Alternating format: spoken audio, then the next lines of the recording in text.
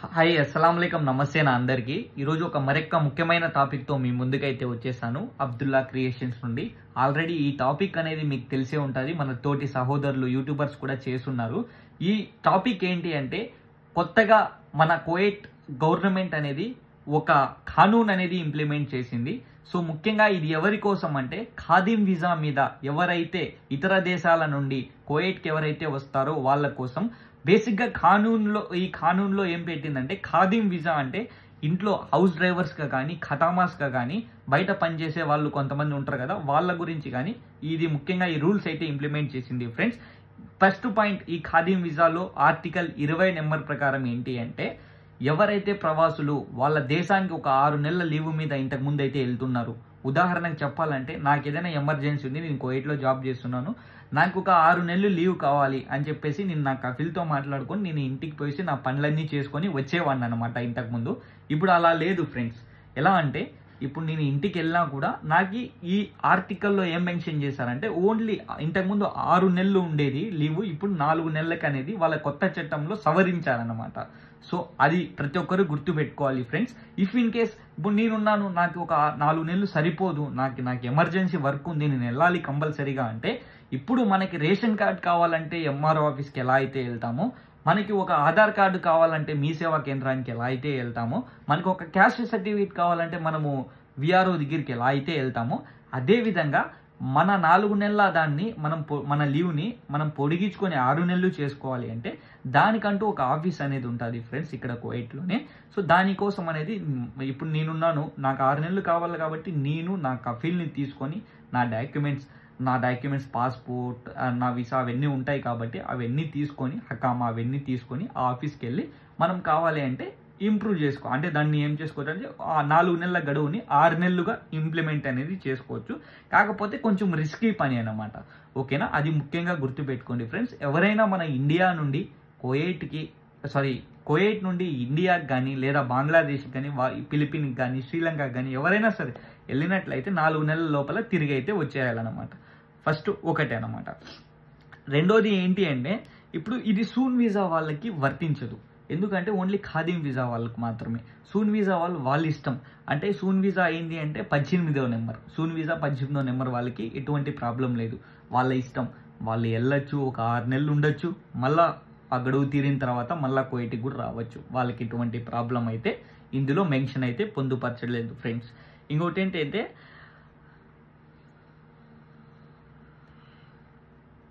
ఇంకోటి main point ఏంటి అంటే ఫ్రెండ్స్, ముందు మనకి ఏంటి అంటే ఒక 2 మంత్స్గా లైక్ 2 ఇయర్స్ మామూలుగా బేసిక్గా ఖాదీం వీసా మీద వచ్చిన వాళ్ళు హౌస్ డ్రైవర్స్గా కానీ ఖతామాలుగా కానీ వాళ్ళు మోస్ట్లీ తీసుకున్నా కూడా ఒక 2 సంవత్సరాలు, 1.5 సంవత్సరం, 1 సంవత్సరం అలా వర్క్ చేసుకొని వెళ్ళిపోయే వాళ్ళు అన్నమాట. ఇప్పుడు ఎలాగంటే ఇఫ్ ఇన్ కేస్ నాకు 2 ఇయర్స్ హకామా ఉంది, సో నేను 2 ఇయర్స్ ఉన్నాను, ఇంకా నేను ఇంటికి పోయి నాకేం పని లేదు అనుకుంటే సో నేను 2 ఇయర్స్ని కాస్త 5 ఇయర్స్గా కూడా మార్చుకునే అవకాశం వెసులుబాటు కూడా ఈ కొత్త సవరణలలో భాగంగా ఆర్టికల్ 20 నెంబర్లో పొందుపరచడం జరిగింది ఫ్రెండ్స్. నాకు 2 సంవత్సరాల నుండి 5 సంవత్సరాలు కూడా నేను హకామా కొట్టుకునే ఆప్షన్ కూడా నాకు కువైట్ గవర్నమెంట్ అనేది వాళ్ళ కానూన్లో తీసుకొచ్చింది ఫ్రెండ్స్. ఇంకోటి ఏంటి అంటే ఫ్రెండ్స్ విజిటింగ్ వీసా బేసిక్గా ఏంటి అంటే ఎవరైనా మన ఇండియా నుండి కానీ మన కంట్రీ, ఇప్పుడు నేనున్న ఒకవేళ నా మ్యారేజ్ అయింది, నా భార్య పిల్లలు కువైట్కి రావాలి అంటే విజిటింగ్ చూసుకొని వెళ్ళడానికి అంటే ఒక టూరిస్ట్ మాదిరిగా రావాలి అనుకుంటే వాళ్ళు ఇక్కడికి వచ్చిన తర్వాత 90 రోజుల లోపల వాళ్ళు మళ్ళీ రిటర్న్ వెళ్ళిపోవాలన్నమాట ఇండియాకి. ఒకవేళ వాళ్ళు టూరిస్ట్ వీసా మీద వచ్చి ఇక్కడే కన్నా సెటిల్డ్ అయిపోయినట్లయితే వాళ్ళని కన్నా పోలీసులు పట్టుకున్నట్లయితే కఠినంగా చర్యలు అనేది తీసుకుంటారు ఫ్రెండ్స్. సో కాబట్టి ఎవరైనా టూరిస్ట్ వీసా మీద వచ్చినట్లయితే వాళ్ళు వెంటనే ఒక 90 రోజుల లోపల తిరిగి వెళ్ళిపోండి ఫ్రెండ్స్. అంటే 90 రోజులు అంటే మోస్ట్లీ మనకి 3 నెలలు అనుకుంటాను, 3 నెలలు వస్తుంది. ఆ 3 నెలల లోపల తిరిగి అనేది మీ యొక్క దేశానికి వెళ్ళిపోవాలి ఫ్రెండ్స్. ఇంకోటి ఏంటి అంటే ముఖ్యంగా వేరే కంట్రీస్లో కూడా చాలామంది కంట్రీస్లో కూడా ఏం చేశారు అంటే మనకి ఇప్పుడు దుబాయ్ అలాంటి కంట్రీస్లో కూడా ఇప్పుడు ఎవరైనా విజిటింగ్ వీసా మీద వచ్చి వాళ్ళే అక్కడే వర్క్ చేసుకోవాలి అంటే దాన్ని వర్కింగ్ వీసాగా కూడా కన్వర్ట్ చేసుకునే అవకాశం వాళ్ళ దుబాయ్ గవర్నమెంట్ అనేది కల్పించింది ఫ్రెండ్స్.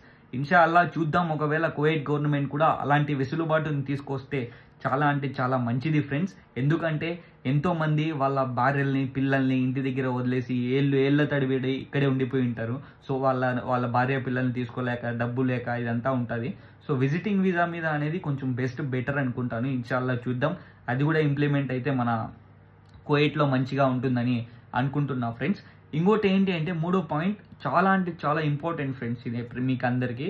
ఇప్పుడు కొంతమంది ఏం చేస్తారంటే, ఇప్పుడు నేను వీసా తీసుకొని, ఇప్పుడు ఒకవేళ డ్రైవింగ్ వీసా మీద నేను తీసుకొని నేనేం చేస్తానంటే బయట పని చేసుకుంటాను అనమాట. అంటే మా కఫీల్ వాళ్ళకి అట్లా ఒక 500 దినాలు 1000 దినాలు అంటే ఒక 2-3 లక్షలు వాళ్ళకి ఇచ్చేసినాం అనుకోండి, వాళ్ళు సో అండ్ సో డేట్కి అనేది కొట్టేస్తారు. ఒక 2 సంవత్సరాలకో 3 సంవత్సరాలకో 4 సంవత్సరాలకో అట్లా హకామా అనేది కొట్టేస్తారు.